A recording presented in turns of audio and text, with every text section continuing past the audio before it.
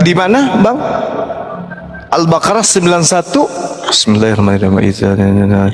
Wa iza qila lahum aminu bima anzalallahu qalu nu'minu bima unzila ilaina wa yakfuruna bima wara'ah wa wal haqqu musaddiqan lima ma'ahum. Itu ya. Qul falima taqtuluna anbiya Allah min qablu in kuntum mu'minin.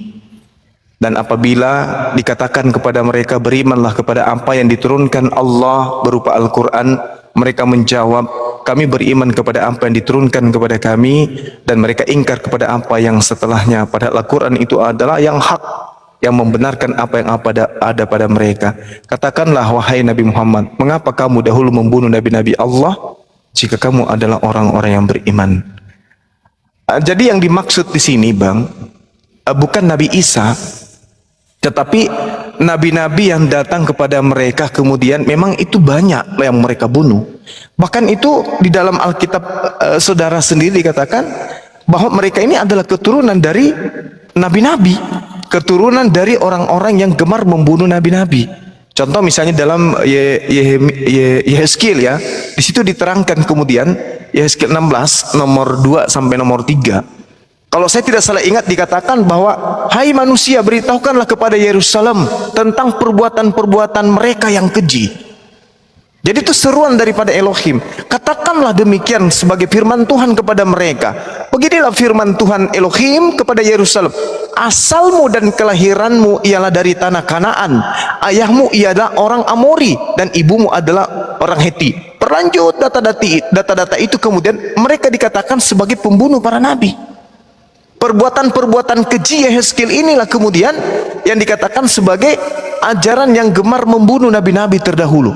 Bahkan kalau kita melihat di perjanjian baru pun itu disinggung. Misalnya di dalam Matius 23. Celakalah kau hai ahli Taurat, orang Farisi, orang munafik, sebab kamu membangun makam nabi-nabi dan memperindah tugu orang-orang yang soleh. Jika kami hidup di zaman nenek moyang kita, tentulah kami tidak ikut dengan mereka dalam pembunuhan nabi-nabi tersebut. Jadi memang mereka ini adalah orang-orang yang gemar membunuh para nabi. Di dalam Matius 23 nomor 37 juga diterangkan, Yerusalem, Yerusalem, engkau yang membunuh nabi-nabi dan melempari dengan batu orang-orang yang diutus kepadamu. Bahkan Lukas 11:47 juga menerangkan hal yang sama. Mereka adalah pembunuh nabi-nabi. Celakalah kamu, sebab kamu membangun makam nabi-nabi, tetapi nenek moyangmu telah membunuh nabi-nabi tersebut. Lukas 13 juga menceritakan hal yang sama. Jadi mereka memang diceritakan bahwa mereka ini adalah keturunan yang gemar sekali membunuh dan memperolok-olok para nabi. Itu yang diterangkan dalam Al-Quran. Benar ya, 991 ya, Al-Baqarah itu yang mengatakan itu. Qul falima taqtuluna anbiya Allah min qablu in kuntum mu'minin. Iya, karena Rasulullah itu bertanya. Oke. Seperti itu, Bang. Tapi kan di situ ada Zakaria dan Yahya juga yang memang pihak Muslim mengakui bahwa dia dibunuh oleh pihak Israel itu, orang Yahudi. Sedangkan dua nabi juga adalah sejaman dengan isu Damasio. Iya, Zakaria dan juga Yahya. Dan kalau saya lihat di dalam Markus 1, di situ diceritakan memang Yohanes Pembaptis Yahya ini juga ditangkap kan? Ada kan di sana Ya, di Markus 1? Iya. Berarti ayat itu memang bukan termasuk isu Damasio, hanya dua nabi itu yang diceritakan. Karena tidak spesifik ada nama-nama yang dibunuh kan ya Bang Juba.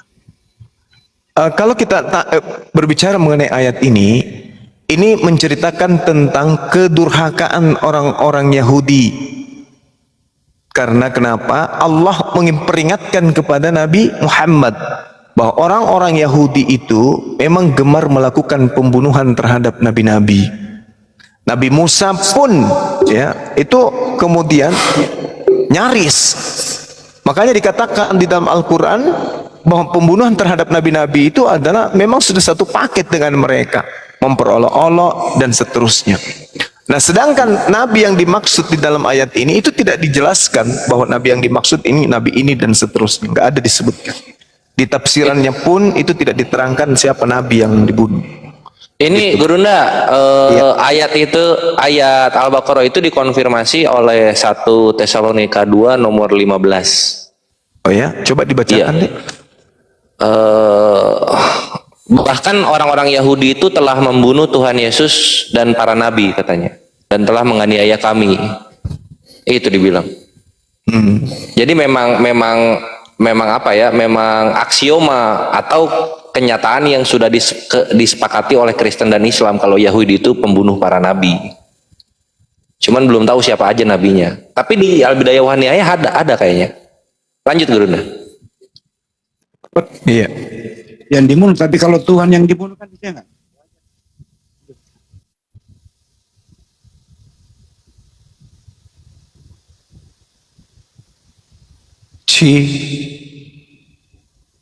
Jaringan saya. Oke, lanjut. Baik. Karena dari Injil kami ya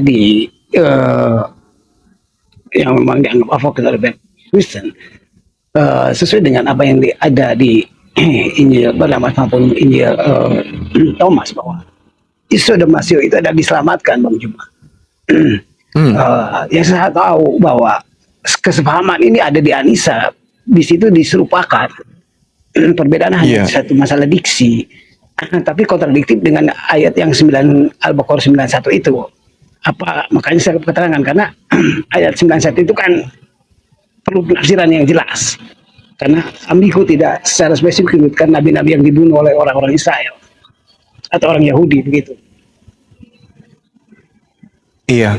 Jadi kalaupun ditafsirkan termasuk Nabi Isa, di ayat ini tidak diceritakan seperti itu, tafsirannya pun tak menceritakan itu, Bang. Mengapa kamu dahulu membunuh nabi-nabi?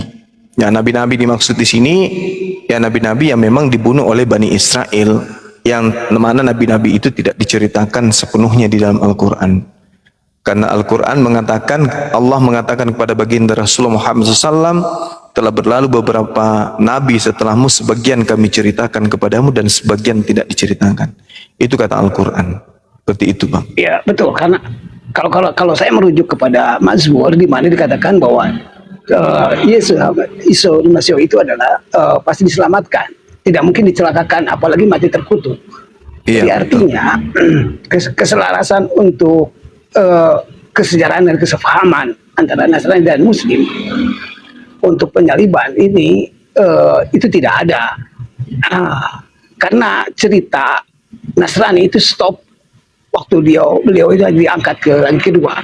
Nah, cerita ini berkembang itu, dan ada dua pihak yang saya tahu, Yahudi dan Kristen, yang mendramatisir bahwa adanya penebusan dosa. Pemenangan inilah yang memang saya sebenarnya tidak mau tahu, tapi kalau saya dengar dari beberapa informasi di Bang Juma yang memang menarasikan juga mengambil dari kitab mereka, karena memang secara literal di Quran pun tidak diceritakan, karena yang saya pahami itu adalah semuanya diarahkan di satu ayat itu, semuanya beberapa keraguan-raguan gitu, siapa yang disalibkan gitu. Iya, betul. Coba. Iya, silakan.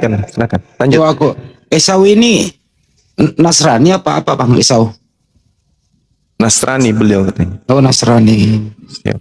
Kalau pendapat Nasrani itu apakah percaya juga sebagaimana pendapat Kristen Barat begitu, mengatakan bahwa anaknya Maria itu Yesus Mesias itu mati tersalib? Apa Anda sependapat atau tidak, Bang? Itu aja sih yang mau nanyain sebelum lanjut. Iya, baik. Nama aslinya sesuai dengan literat atau Isa Masih itu adalah seorang orang Ibrani ya, yang bersuku Nasrani atau Nazaret, di mana dikatakan di situ adalah bahasanya penuturnya adalah bahasa Suryani. Secara tulisan memang sama dengan huruf Arab. Literasi informasi yang memang dikatakan oleh orang Kristen, Yesus itu tidak, atau Isa dan Masih itu tidak disalib, diselamatkan, dan proses penyaliban itu memang ada.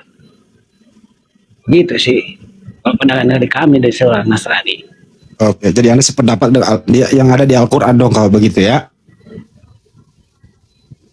Iya, betul. Makanya saya tanyakan ayat 9 Al-Baqarah 91 itu yang kontradiktif dengan Anisa yang tadi saya tanyakan ke Bang Juma. Oke. Makasih udah paham. Silakan Banyuma dilanjut lagi. Sorry motong. Ya.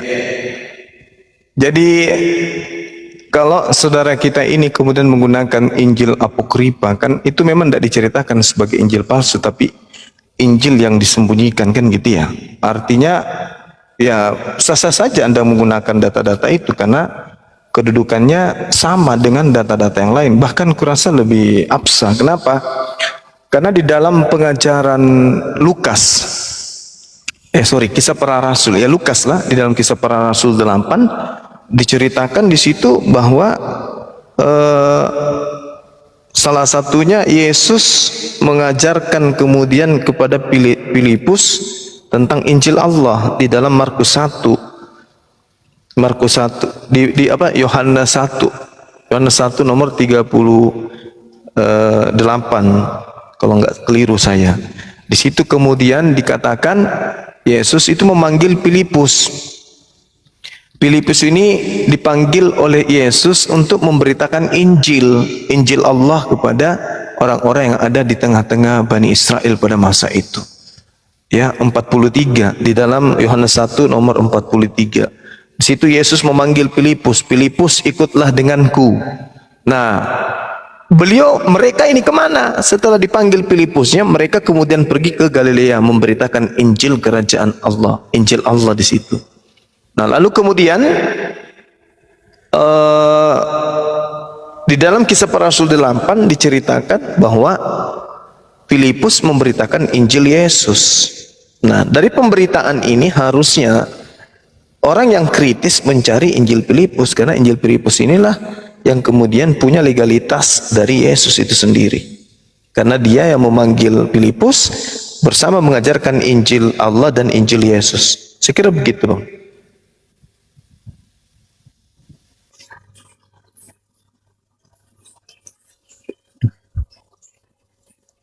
Iya, betul. Memang Kristen ini aneh ya, Bang Juma ya. Iya. Karena mereka dari barat yang saya memang. gini kan, intinya begini, kami ini sebut apokrif, Injil apokrif. Contoh, tapi mereka juga mengambil beberapa narasi yang diambil dari Injil apokrif. Di dalam surat Judas pasal 1 ayat 1, di mana dia akan ada narasi seperti ini. Tuhan akan datang dengan berupa-rupa orang kudus atau orang-orang suci. Nah, sementara ucapan itu adalah ucapan dari Injilnya kitab Henok. Anda tahu sendiri, Henok itu adalah salah satu yang diapokrifkan. Tapi mereka pakai juga. Itu yang saya membuat bingung.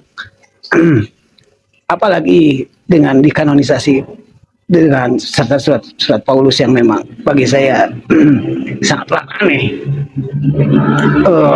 Ada beberapa yang bahkan yang paling aneh lah membatalkan hukum Taurat. Itulah yang membuat saya sukar percaya dengan narasi yang seperti itu. Mungkin itu Bang Juban.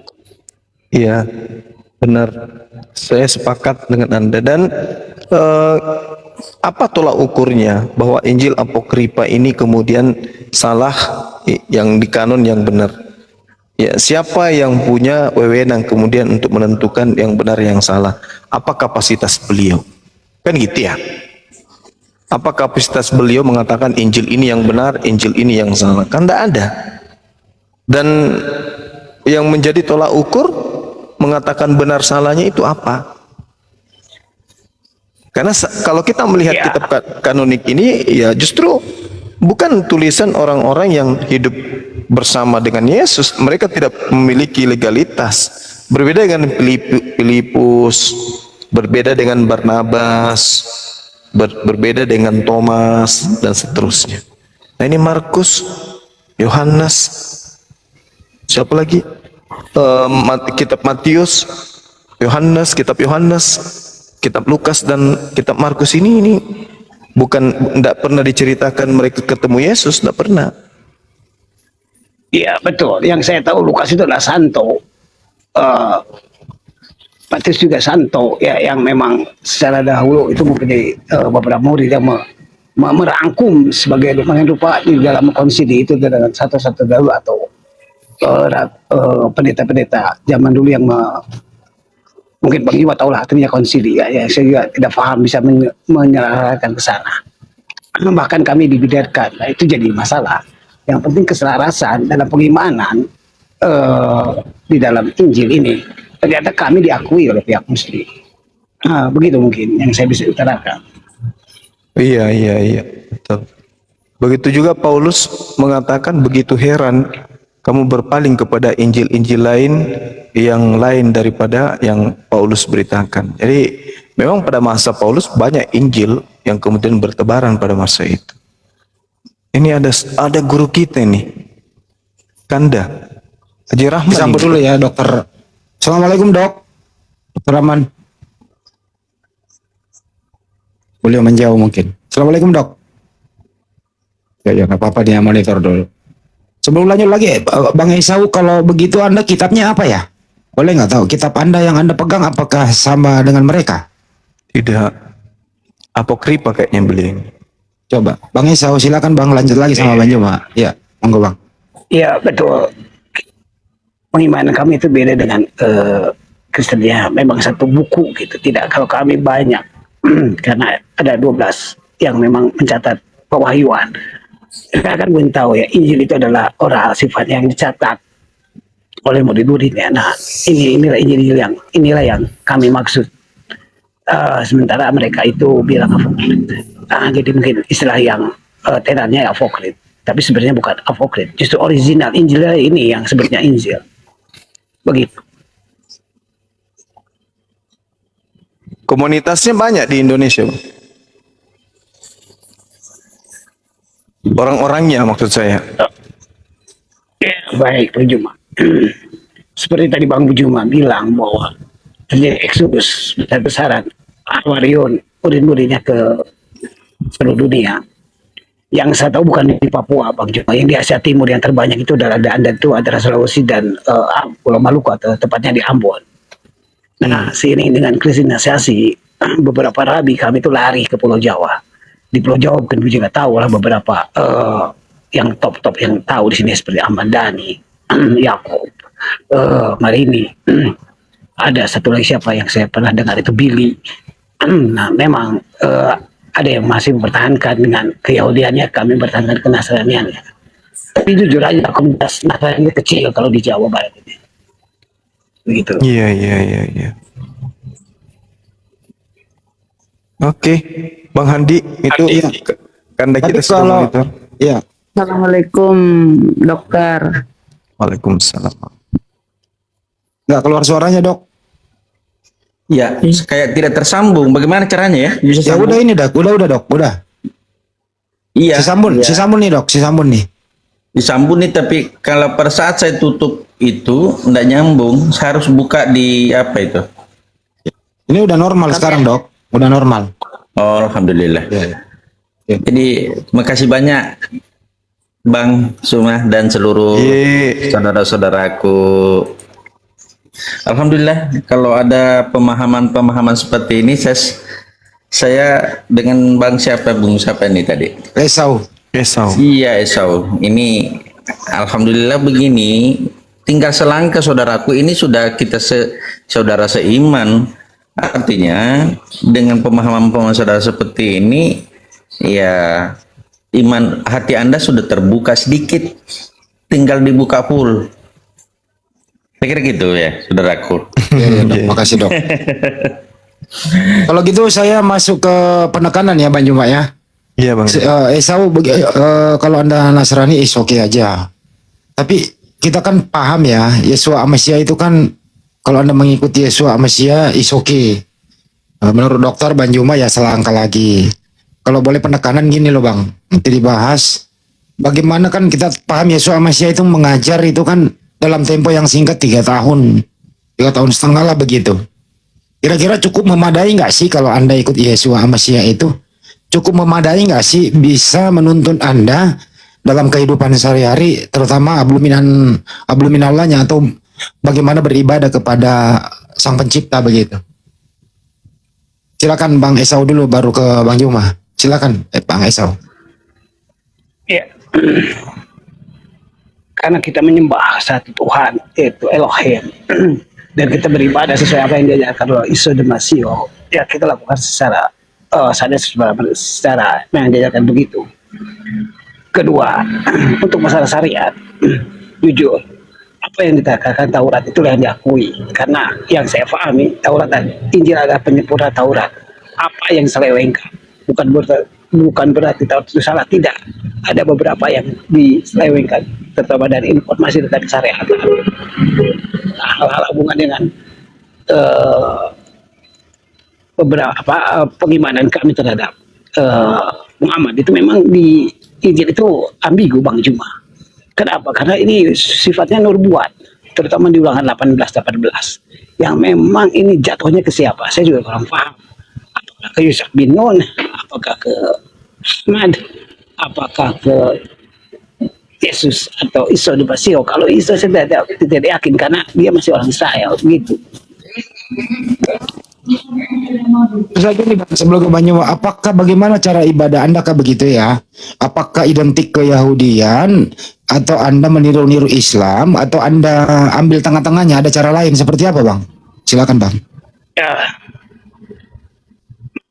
untuk itu karena saya meditasi ini saya takut kena report. Saya tidak bisa menjalankan secara ini. Kalau ketifilah atau Anda bilang sembahyang, kami melakukan hal yang sama yang dilakukan oleh Isa dan Masih, gitu aja. Bagaimana begitu?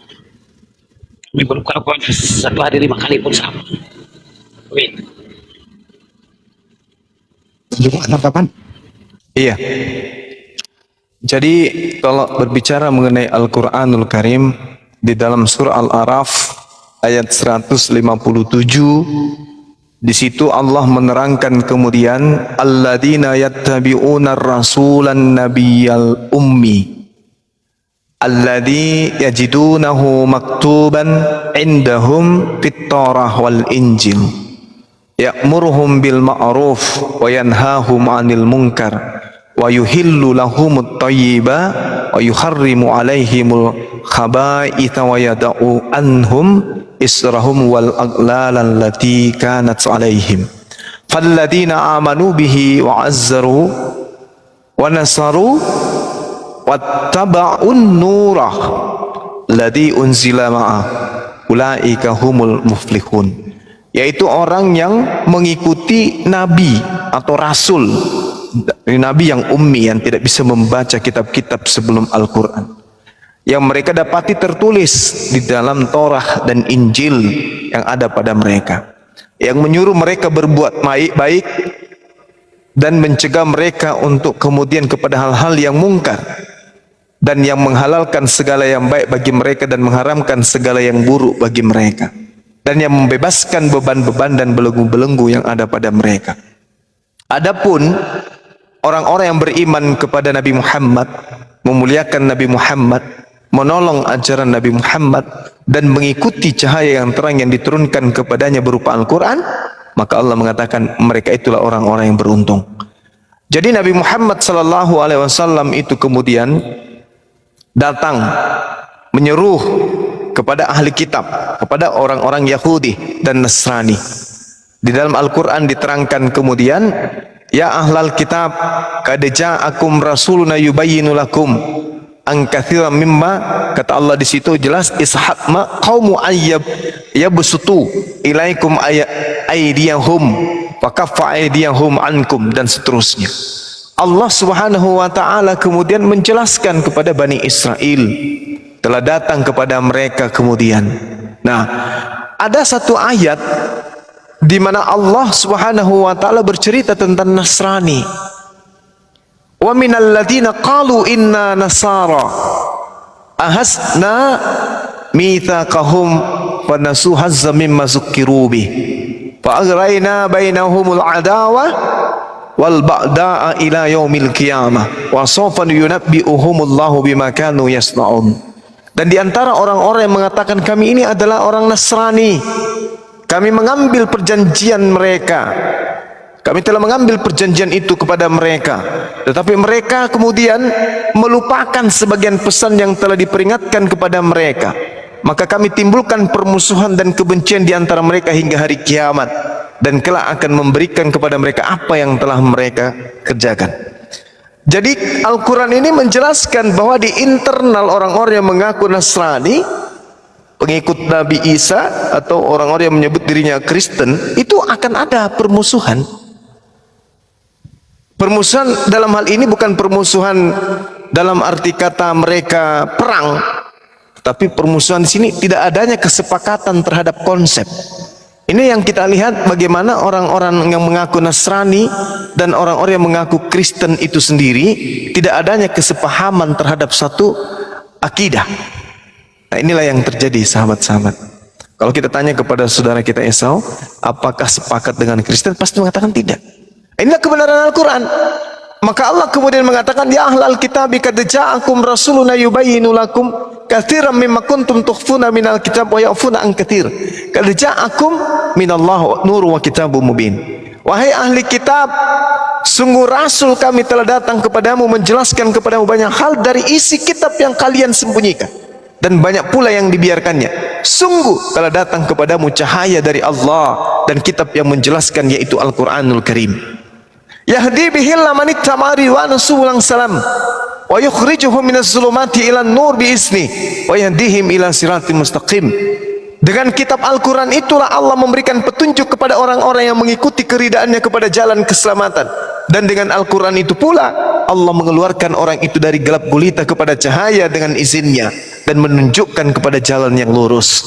Jadi Allah menyeru kepada ahli kitab dan orang-orang yang ada di tengah-tengah mereka untuk kemudian menuju kepada Al-Quran. Tadi Allah membebaskan hukum-hukum yang datang kepada Nabi Musa, telah dibebaskan untuk mereka untuk meninggalkan hukum itu, menuju kepada hukum yang baru, yaitu Al-Quranul Karim. Yahdi bihillah man ittaba'a ridwan subulan salam. Dengan Al-Quran itu kemudian Allah memberi petunjuk kepada orang-orang yang mau mengikuti jalan menuju kepada keselamatan. Jadi penunjuk jalan keselamatan terakhir adalah Al-Quran. Setelah datang kemudian Taurat, kemudian datang Injil. Lalu Injil itu mengalami hal yang kemudian dikatakan sesuatu yang bertolak belakang satu sama lain. Adanya percekcokan, ya ahlal kitab lima talbisun al-haqqa bil batil. Adanya pencampur adukan antara firman Tuhan, sabda Nabi, dan karangan-karangan penulis. Maka Allah kemudian mendatangkan Al-Quran sebagai pedoman akhir untuk seluruh umat manusia. Saya kira begitu, Bang Andi.